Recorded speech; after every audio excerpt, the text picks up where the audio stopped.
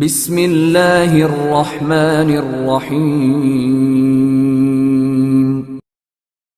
صلی اللہ علی محمد صلی اللہ علیہ وسلم.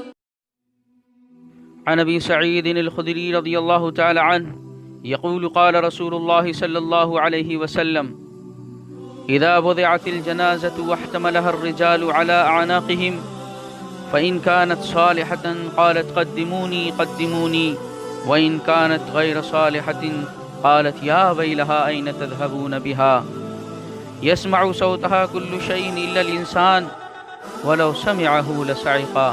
رواه البخاری. حدیث نمبر 1380. حضرت ابو سعید خدری رضی اللہ تعالی عنہ روایت کرتے ہیں کہ نبی اکرم صلی اللہ علیہ وسلم نے ارشاد فرمایا، جب جنازہ تیار کر کے رکھا جاتا ہے اور لوگ اسے اپنے کندھوں پر اٹھاتے ہیں تو اگر وہ نیک آدمی کا جنازہ ہوتا ہے تو کہتا ہے مجھے آگے لے چلو، مجھے آگے لے چلو، اور اگر وہ بدکار کا جنازہ ہے تو کہتا ہے ہائے ہلاکت، اسے کہاں لیے جا رہے ہو. انسان کے سوا اس آواز کو ہر چیز سنتی ہے، اور اگر انسان اسے سن لے تو اس کی تاب نہ لا سکے اور بے ہوش ہو جائے. قابل احترام دینی اسلامی بھائی اور بہنوں، اس حدیث میں پیارے رسول صلی اللہ علیہ وسلم نے کئی اہم باتوں کی طرف اشارہ فرمایا ہے. نمبر 1، دنیاوی زندگی اخروی زندگی سے بالکل مختلف ہے. جیسا کہ آپ صلی اللہ علیہ وسلم نے فرمایا کہ مرنے کے بعد جب جنازہ تیار ہو جاتا ہے تو صالح اور غیر صالح انسان اپنی خواہش کا اظہار کرتا ہے. اس کی یہ آواز ہر چیز سنتی ہے، لیکن وہاں موجود لوگوں میں سے کوئی بھی اس کی آواز کو نہیں سنتا، کیونکہ اب اس شخص کا تعلق اس دنیا کے لوگوں سے اور دنیا کی زندگی سے ختم ہو چکا ہے. دوسری چیز جس کی طرف حدیث میں پیارے نبی صلی اللہ علیہ وسلم نے اشارہ فرمایا ہے وہ یہ ہے کہ اعمال صالحہ جنت میں جانے کا سبب اور ذریعہ ہیں، کیونکہ اگر ایسا نہ ہوتا تو صالح انسان کبھی بھی یہ نہ کہتا کہ مجھے جلدی آگے لے چلو. اس لیے آگے یا تو جنت ہے یا جہنم، اور جہنم میں کوئی بھی جانا پسند نہیں کرے گا.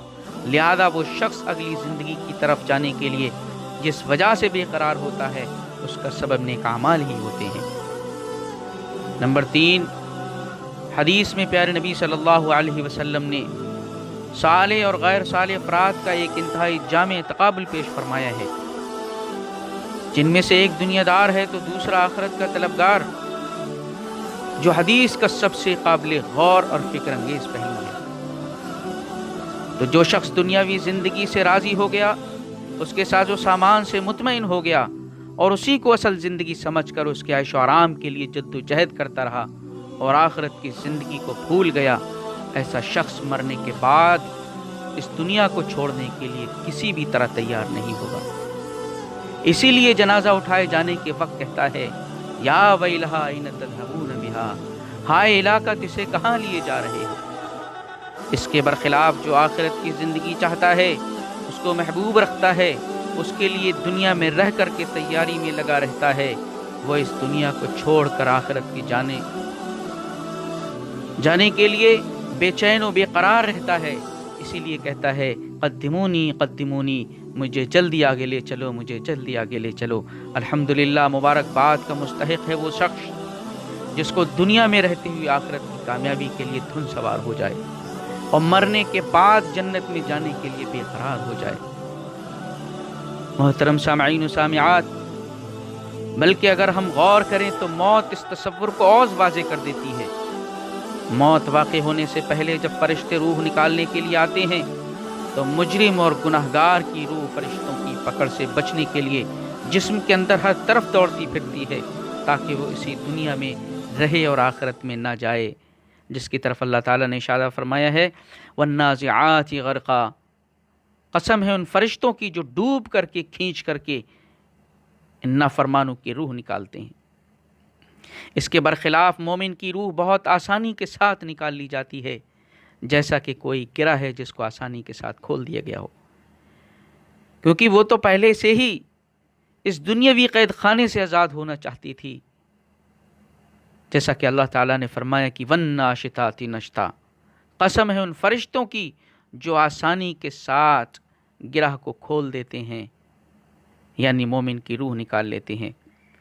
غرض ہے کہ جو دنیا کی زندگی سے راضی و مطمئن ہو کر کے آخرت کو بھلا بیٹھا ہے، دنیا اس کو ہلاک و برباد کر کے چھوڑے گی، اور جو آخرت کو چاہتا ہے وہ یقیناً کامیاب ہو جائے گا۔ نمبر 4، اس حدیث کا مقصد لوگوں کو نیکیوں کی ترغیب دلانا ہے، تاکہ مرنے کے بعد اس کو یہ نہ کہنا پڑے کہ تم مجھے کہاں لے جا رہے ہو، بلکہ وہ یہ کہے مجھے جلدی لے چلو، مجھے جلدی قبر میں پہنچا دو، تاکہ میں وہاں اللہ کی نعمتوں سے صحیح معنوں میں لطف اندوز ہو سکوں۔